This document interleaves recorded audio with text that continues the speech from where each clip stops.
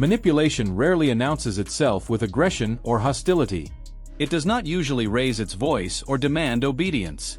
Most of the time, it sounds calm, reasonable, and familiar. It uses everyday language, soft tones, and emotional cues that feel subtle, even harmless. That is precisely why it works so effectively. Certain phrases are designed to bypass logic before you realize what is happening. They target emotional reflexes instead of rational thought. By the time the pressure is felt, the decision has already been influenced. You may feel uneasy, guilty, or defensive without fully understanding why. This story is not about escalating conflict or fighting manipulation with manipulation.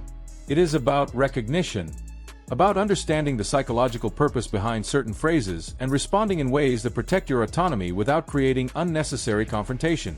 Control is rarely taken by force. More often, it is given away quietly through language. You're overreacting, invalidating emotions to gain control. One of the most common manipulation phrases does not challenge the issue at hand. It challenges your emotional response to it.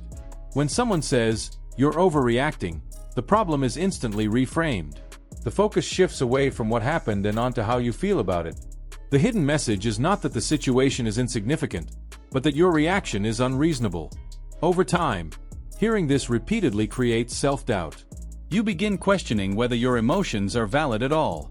You may suppress how you feel to avoid being labeled dramatic, sensitive, or difficult. The power of this phrase lies in its subtlety.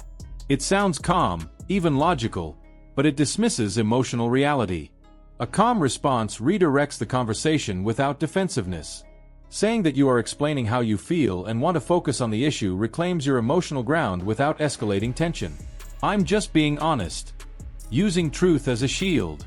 Honesty is usually associated with integrity, which is why this phrase is so effective. "I'm just being honest" often appears immediately after criticism that lacks empathy. The statement frames harm as virtue and places the speaker beyond accountability. Honesty without respect is not honesty. It is pressure disguised as transparency. The phrase attempts to shut down emotional responses by implying that truth excuses tone, timing, or impact. If you feel hurt, the implication is that you simply cannot handle the truth. A calm response acknowledges the value of honesty while restoring boundaries. Pointing out that how something is said matters reinforces that truth and care are not mutually exclusive. This approach avoids argument while making it clear that respect is non-negotiable. "If you really cared, you would..." Turning love into leverage. This phrase is a direct appeal to emotional attachment. It links compliance with loyalty, love, or moral character. Refusing the request is framed not as a difference in opinion, but as a failure of care. The pressure here is emotional blackmail without direct demands. The listener is forced to choose between their boundaries and their identity as a caring person. Over time, this creates a pattern where love becomes conditional on obedience. Separating emotion from obligation is essential. Responding that caring does not require agreeing to everything protects the relationship while maintaining autonomy.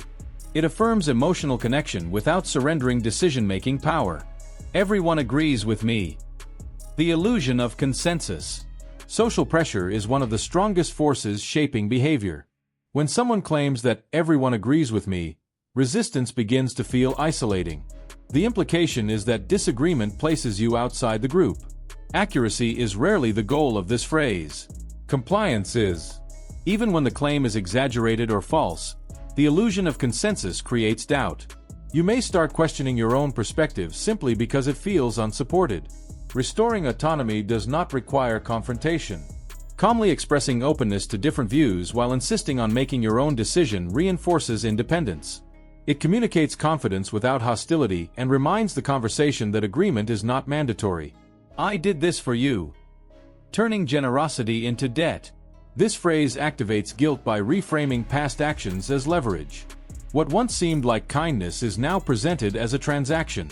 The favor becomes a debt, and the debt must be repaid through compliance. When generosity is genuine, it does not demand repayment. True support does not come with strings attached.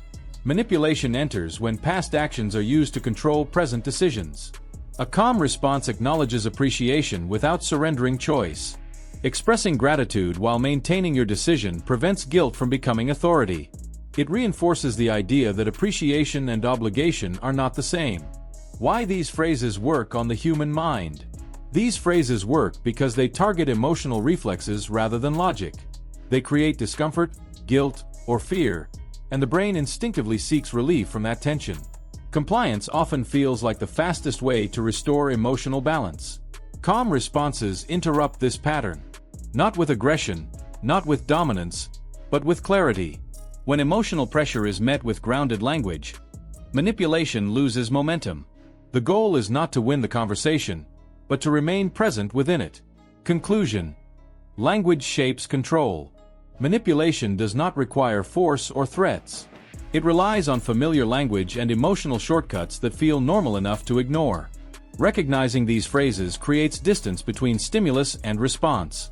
Distance creates choice. Choice restores control. If any of these phrases sounded familiar, share which one you've encountered most often in the comments. Your experience may help someone else recognize what they have been struggling to name. Support the channel by liking the video and subscribing for more calm, documentary-style insights into psychology and human behavior.